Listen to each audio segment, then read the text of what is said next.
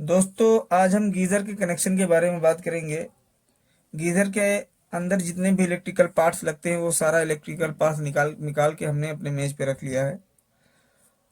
दोस्तों, इन पार्ट्स का यूज़ क्या है, इसका काम क्या है, उसके बारे में बात करेंगे और इसका कनेक्शन किस तरीके से किया जाता है उसका आसान तरीका आपको बताएंगे।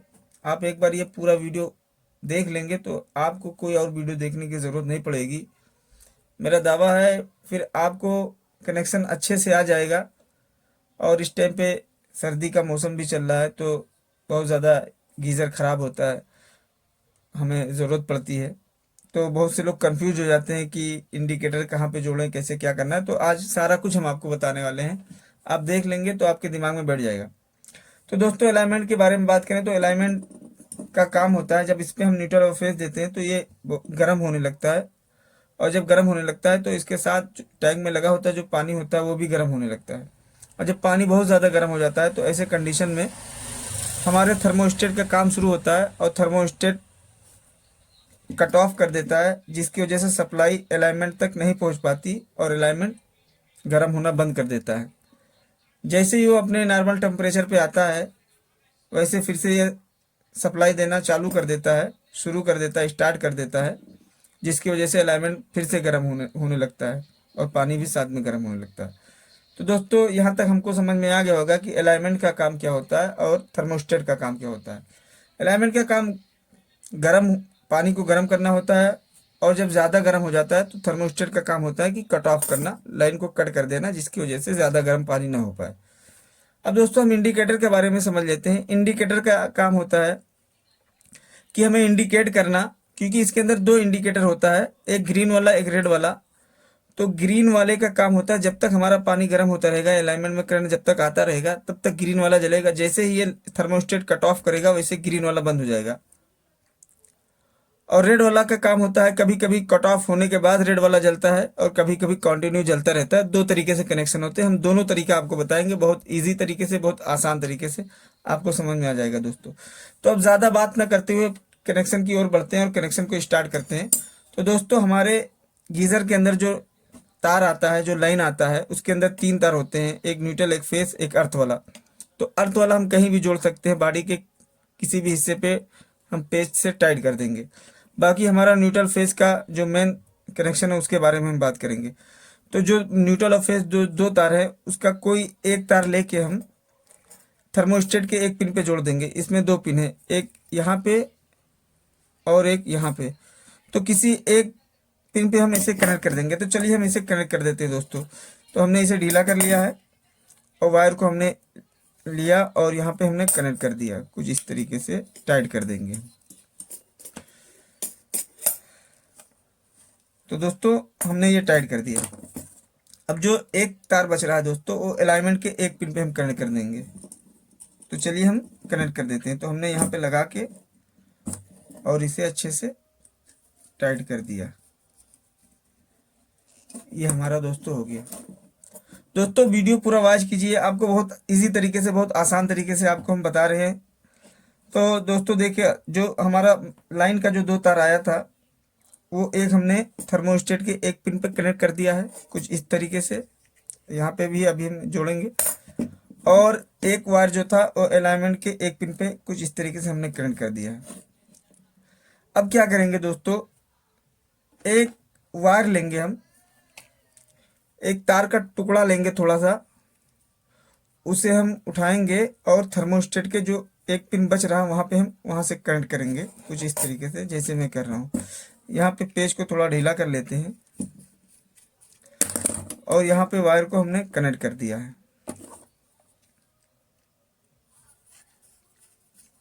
ये हमने कनेक्ट कर लिया दोस्तों।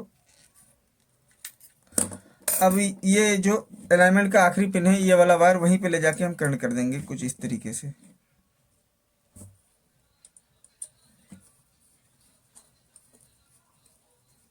ये हमने कनेक्ट कर दिया।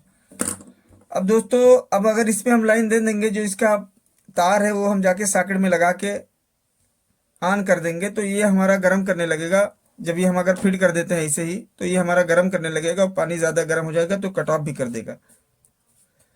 लेकिन हमें पता नहीं चलेगा कि हमारा गर्म कर रहा है कि नहीं कर रहा है। क्योंकि लाइट नहीं जल रहा है, वैसे बगैर पानी को हम हाथ में लिए बगैर टच किए हमें पता नहीं चलेगा, इसलिए इंडिकेटर की ज़रूरत पड़ती है दोस्तों। तो इंडिकेटर को हम जोड़ देते हैं। तो क्या करना है दोस्तों, जो ग्रीन वाला इंडिकेटर है वो सिंपली हमें कुछ नहीं करना, डायरेक्ट ले जाके अलाइनमेंट के दोनों पिन पे जोड़ देना है। हमारे पास दोनों एक ही कलर का है तो कोई बात नहीं, हम मान लेते हैं ये ग्रीन वाला है। तो ग्रीन वाला इंडिकेटर क्या करेंगे दोस्तों, अलाइनमेंट के दोनों पिन पे हम कनेक्ट कर देंगे, कुछ इस तरीके जिस तरीके से मैं कनेक्ट कर रहा हूँ।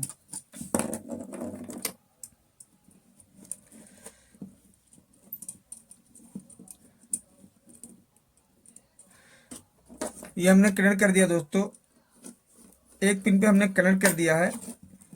अब एक पिन बच रहा है तो उस पर भी हम कनेक्ट कर देते हैं। ये ग्रीन वाला वायर अलाइनमेंट के दोनों पिन पे हमने कनेक्ट कर दिया है और अब टाइट कर देते हैं।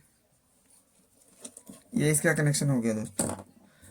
अब हमारा एक रेड वाला इंडिकेटर बच रहा है दोस्तों, तो उसे क्या करना है, इसका दो तरीका है। एक तो हम डायरेक्ट दे सकते हैं, जैसे यहाँ पे हमारा एक वायर आया है मेन लाइन का और एक वायर अलाइनमेंट के एक पिन पे आया है, एक और थर्मोस्टेट के एक पिन पे आया है, तो हम यहीं पे कनेक्ट कर सकते हैं। वैसे हम ऐसे ही करेंगे, अभी कनेक्ट करेंगे। और दूसरा तरीका हम बता देते हैं आपको। दूसरा तरीका ये है कि थर्मोस्टेट के दोनों साइड कनेक्ट कर देंगे, जो दोनों पिन है इधर उधर यहीं पे हम कनेक्ट कर देंगे कुछ इस तरीके से, मतलब यहाँ भी लगा देंगे यहाँ भी लगा देंगे। अब दोस्तों इसके बारे में समझ लेते हैं कि यहाँ पे लगाने से क्या होगा। जब यहाँ पे हम लगा देंगे थर्मोस्टेट के दोनों साइड, जब लगा देंगे इंडिकेटर को, इंडिकेटर का वायर करंट कर देंगे, तो क्या होगा, जब हम इस पे लाइन देंगे तो जब ये हमारा गर्म होने लगेगा तो ये इंडिकेटर जलेगा, ये नहीं जलेगा। जैसे ये कट ऑफ करेगा उसके बाद ये जलेगा रेड वाला। और दूसरा तरीका ये है, जब हम यहाँ पे लगा देंगे तो जैसे हम, चलिए यहाँ पे कनेक्ट कर देते हैं पहले।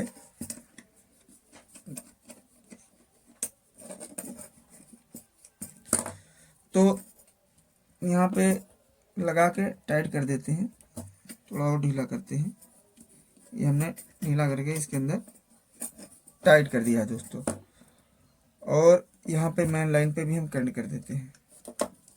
हाँ दोस्तों, तो बात करते हैं रेड वाले इंडिकेटर की।